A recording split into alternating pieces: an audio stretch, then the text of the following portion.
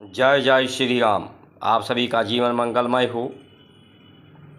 भारत संस्कार मंच YouTube channel, Facebook, Instagram, Twitter, x के माध्यम से जिसमें आप सभी महान भावों का वंदन, अभिनंदन एवं स्वागत है। उद्देश्य जन जागृति, संचार क्रांति, पूरा विश्व हमारा परिवार हो, परिवार के रूप में संगठित हो, आयुष्मान हो, सुरक्षित हो, संरक्षित हो, पूर्ण रूप से स्वस्थ हो। इस दिशा में भारत की संस्कार संस्कृति के प्रयोजन के उद्गार उत्थान के माध्यम से ही हम सब एक परिवार के रूप में संगठित हो सकते हैं। इसलिए आप सभी महान भाव भारत संस्कार मंच यूट्यूब चैनल को अधिक से अधिक सब्सक्राइब, लाइक, शेयर, फॉलो करके एक परिवार के रूप में हम संगठित हों। संगठित इसलिए हूँ कि आज आयुष्मान होने के लिए जो इस जीवन का उद्देश्य है कि सब आयुष्मान हों, आयु को पूरा करें, अपूर्ण जीवन से संतुष्ट हों, कुछ खोने का भय न हो, सब निर्भय हों। इस प्रयोजन के लिए कार्य करने की आवश्यकता है।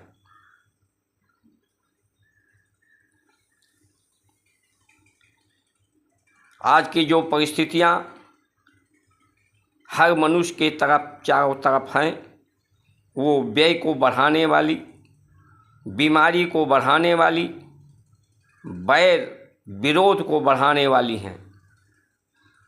इसलिए आवश्यक है कि हम भारत की संस्कार संस्कृति के अनुसार हमारा जीवन शैली हो।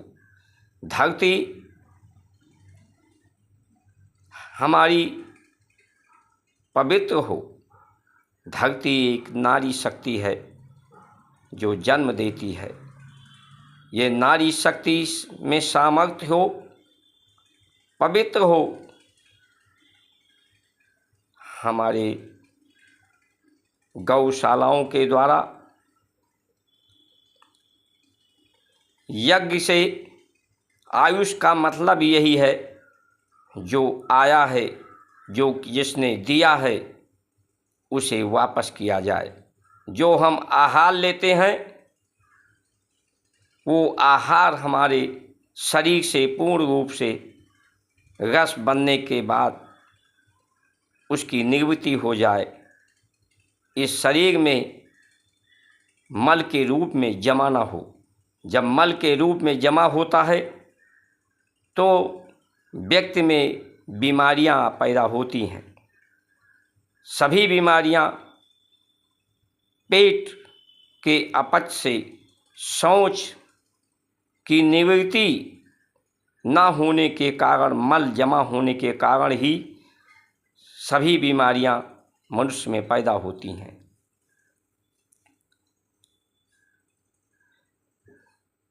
काम, क्रोध, लोभ, मोह, विचार, कर्म, इस पेट और अन्न आहार के माध्यम से ही लोगों में समस्याएं आती हैं।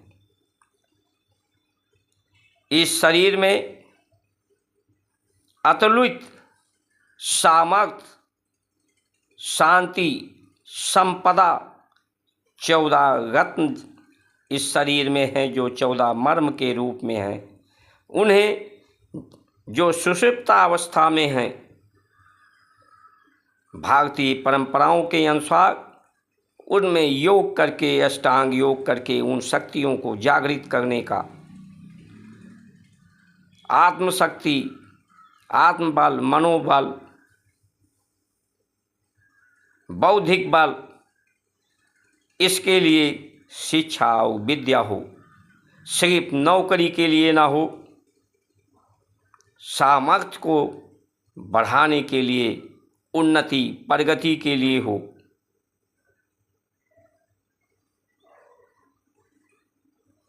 जिससे जितने ज़्यादा व्यय बढ़ेगा उतना ही व्यक्ति बेईमान होगा, उतना ही लोगों में बीमारियां पैदा होंगी।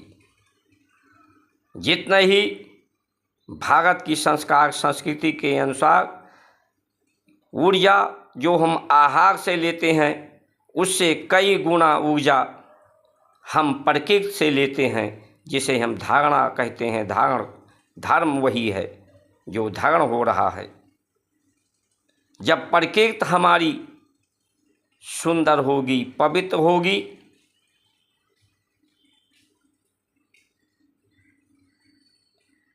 हमें धरती के तत्व से कम आहार लेना पड़ेगा तो हमारा व्यय कम होगा। धरती तत्व से में जीव पैदा होते हैं, जीवाणु पैदा होते हैं, कीटाणु भी पैदा होते हैं और सब में गलने सड़ने की संभावनाएं रहती हैं। जो हम आहार लेते हैं वो मिट्टी तत्व ही है, जो बीज के रूप में, वनस्पतियों के रूप में, फल सब्जी के रूप में है। उसमें गलने सड़ने की संभावनाएं रहती हैं, लेकिन उसके मूल प्रकृति को आज स्वाद के नाम पर उसे में मूल प्रकृति से हम छेड़छाड़ कर देते हैं।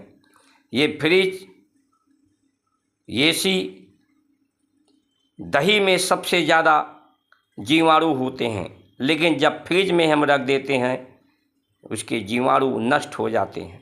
ये जीवाणु जब पेट में पैदा होते हैं तो इन्हें भोजन जो हम आहार लेते हैं एक तरह से उनका हम खुराक उन्हें देते हैं, जिससे वो जीवाणु हमारे पेट में क्रिया करके उसे पचाकर उसको रस बनाते हैं।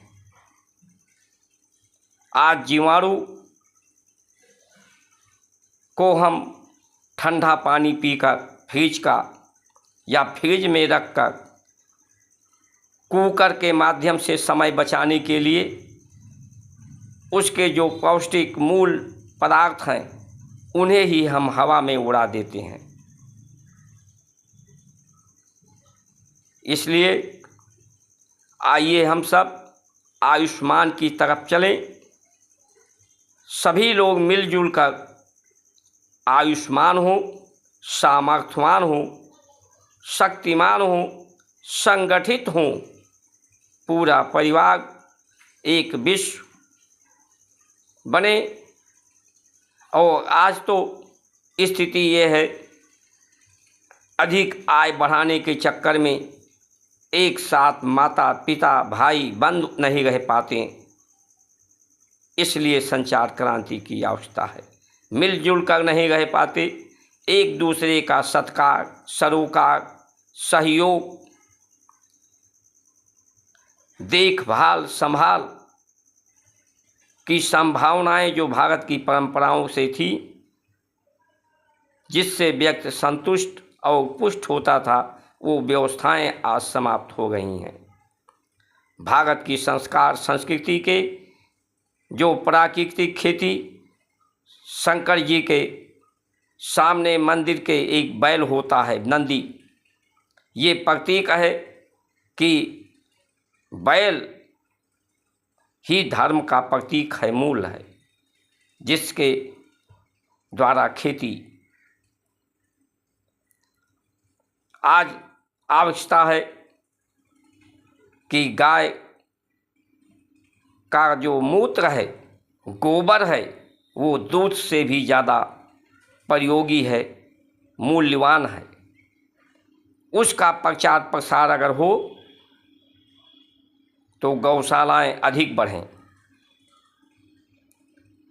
दूध को ही मूल्य ना समझा जाए। दूध हमेशा नहीं गाय देती हैं, बैल तो देता ही नहीं। तो इसलिए गोवंश आज समाप्त हो रहे हैं आय के चक्कर में।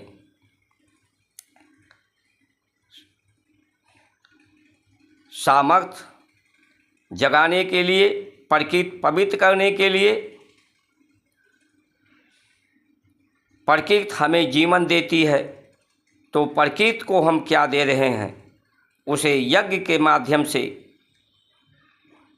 हमारे जो दिया है उसे हम वापस करते रहें। ये हमारी प्रकृति और प्रवृत्ति हो। जो परंपराएं हमारी हैं, परंपराएं पर्याय आदत,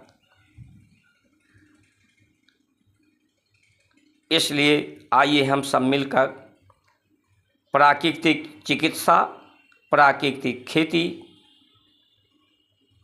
शिक्षा, विद्या पद्धति, जिसमें बच्चों में जो बच्चों के अंदर सुषुप्ता अवस्था में शक्तियाँ विद्यमान हैं, उन्हें जागृत करने के लिए योग के माध्यम से, योग होता है तो व्यक्ति के अंदर सामर्थ्य और शांति, परम सुख इस शरीर के अंदर विद्यमान हैं, उसे बाहरी तत्वों साधनों से सुख खोजने की, शांति खोजने के लिए व्यय नहीं करना पड़ता है।